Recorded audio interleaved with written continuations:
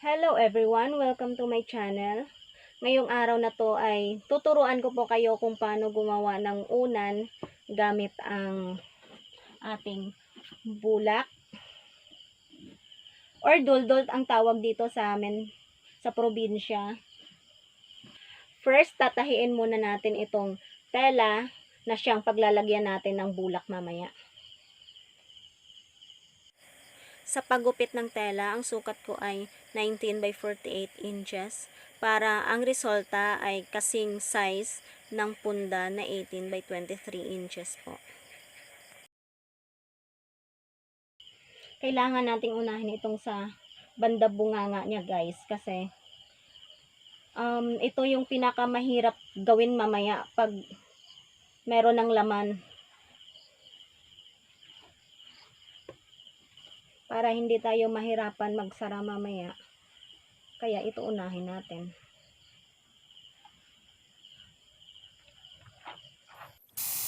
Napakadali lang neto gawin guys, para lang din tayong gumagawa ng punda. Itong bulak namumunga lang tuwing summer. So, kahit pa paano tuwing summer, at least meron tayong extra pinagkakakitaan. Kahit pa paano makakatulong tayo sa ating mister. Lalo na ngayong pandemic, ang hirap ng buhay, 'di ba? Next naman po ay itong gilid.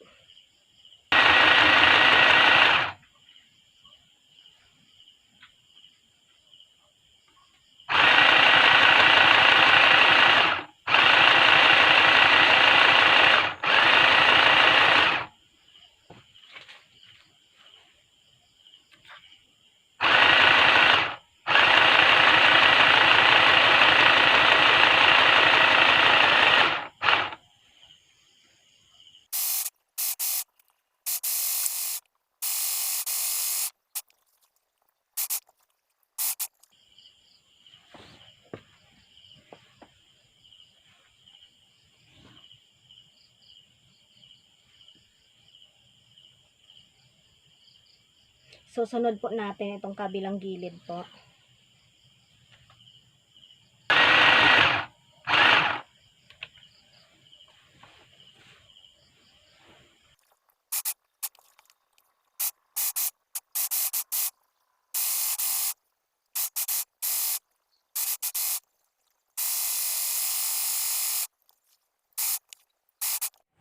Wala akong overlock guys, kaya ginagawa ko siyang balinsyana.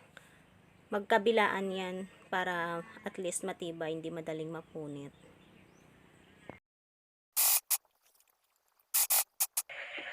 Charan! Malapit nang matapos.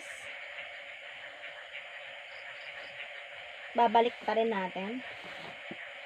Tapos, lagyan ng halaman.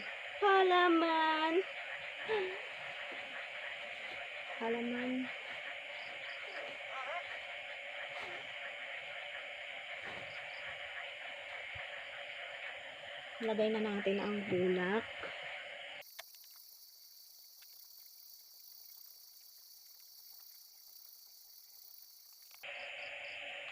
Para mas mabilis, isalin na lang natin.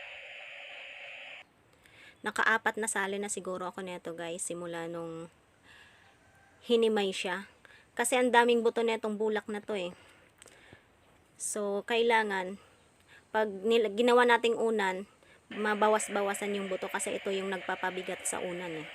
Mukhang napakapuno niya. Bawasan natin. Kapag naghimay tayo neto guys, dapat walang bata. Tsaka magmamas tayo kasi pumapasok to sa ilong natin eh. Tapos kumakapit sa balat, sa mata minsan, sa buhok. Pero maganda siyang gawing unan. Ito yung patok dito talaga sa probinsya kasi like for example, pag nagamit mo na siya, syempre ninipis. Ibilad mo sa araw, lolobo ulit. Pang matagalan kung baga ba. So, sa mga mommies out there, ito yung magandang gawing business kasi madaling gawin. Ito yung unan, tsaka yung punda. Kasi saglit mo lang gawin eh. Gugupitin mo lang, tatahiin. Tapos na. Malapit na po. Nilalagyan ko muna ng tubig siya guys para hindi mahirap tahiin kasi lumalabas yung laman. Ifa-fast forward ko lang siya para hindi kayo maboard. Ito yung pwedeng gawin habang nagbabantay tayo ng anak natin or habang natutulog sila. Struggle lang siya himayin kasi lumilipad yung mga hibla. Yun yung sinasabi ko na pumapasok sa ilong, kumakapit sa buhok, sa balat. Pero income wise siya kasi hindi mo na kailangan bilhin. Ayan na guys, meron na tayong unan. Unan is life. Unan is life sa akin talaga. Merong unan sa ulo, unan sa paa. May yayakap pa. Kung meron dyan sa bakuran ninyo, pwede nyo siyang gamitin. Sayang eh, nabubulok lang.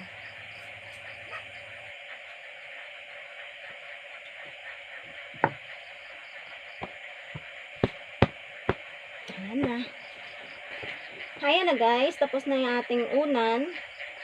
Pwede rin tayong mag-DIY nito, yung mga tira-tira, mga luma nating damit, yung mga tela na hindi natin ginagamit, pwede natin gawing unan.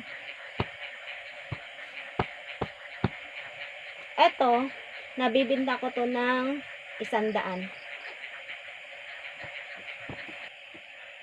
So, hanggang dito na lang po ang video na to. Maraming salamat po. Please support my channel and please like and subscribe na rin po. Thank you!